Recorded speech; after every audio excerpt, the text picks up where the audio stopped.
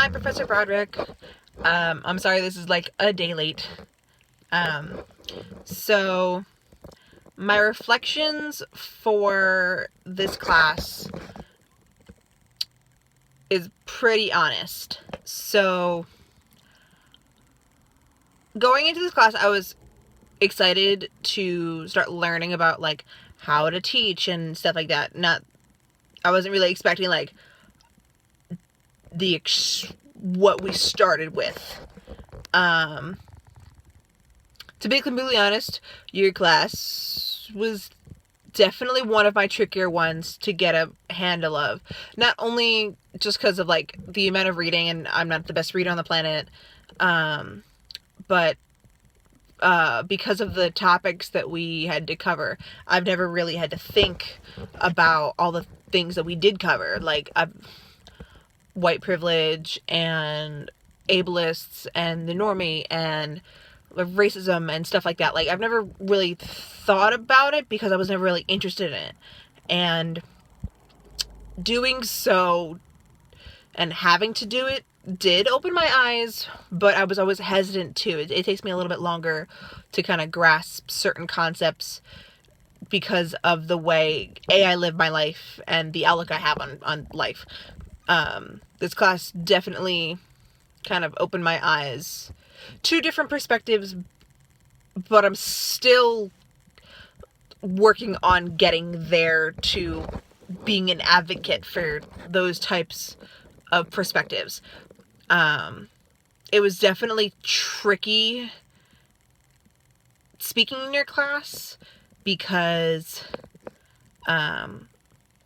like, I identify as one, a Republican, and two, a conservative Republican, so it's more conservative-esque Republican.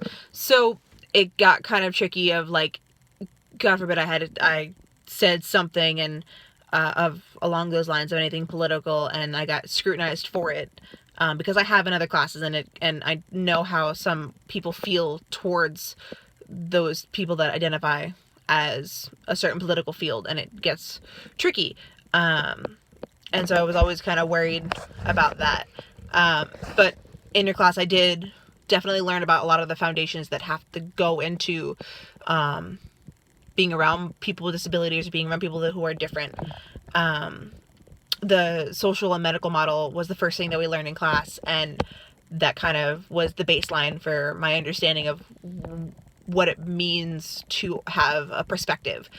I always thought that I would follow the lines of like a social model rather than medical, but I've learned that my perspective is a little bit of both. That you should never try to fix somebody because everyone was born the way they were, and that fixing somebody doesn't make them any better, it just makes them a cookie cutter, and in my opinion, nobody should be a cookie cutter. I think that the social model really everyone should follow, because treating people like they're human beings is a human right. Showing people respect and trust and understanding that just because they are different or they have a certain disability or anything of that nature doesn't mean that they're not as capable as anyone else. It's just that they have to work a little harder. And so those two perspectives were a good baseline for me trying to understand what it means to be a future educator of those with disabilities. So another thing that I found really like eye-opening was the ableist perspective, because I've never really had to think about the things that I get to do because I am abled. After taking this class, I've found myself like really thinking about, oh, well, what if a person with a disability walked into this place? Would they feel comfortable? Would they be able to do things? And I realized that a lot of places really don't. I've been working at my high school this past week, doing a lot of volunteer work, and I found that my school is pretty, like, disability pro. Like, each building is one floor. There's no like stairs, and if there are stairs, there's a ramp next to the stairs so that everyone can get where they need to be. There's one building that has 2 floors, but it's the only building on at school. And I was thinking about what is their fire safety plan, because we talked about it so much in class, and I was asking one of my former teachers, like, what is it? They don't know. And so she's been asking around. I don't have the answer yet, but I should email you when I know the answer. But this class has definitely made me open my eyes to things that I'm not used to. Like, I never really thought about the whole white privilege thing or the ableist thing, just because it's just something that I am, and I've never really had to think about those who weren't. And I grew up in this bubble that is Bridgewater, New Jersey, and I love my bubble. I plan on teaching in it. I plan living here. Like, it's something that I'm comfortable with, and because of a disability that I have myself, it's hard for me to break out of the whole thing as a whole.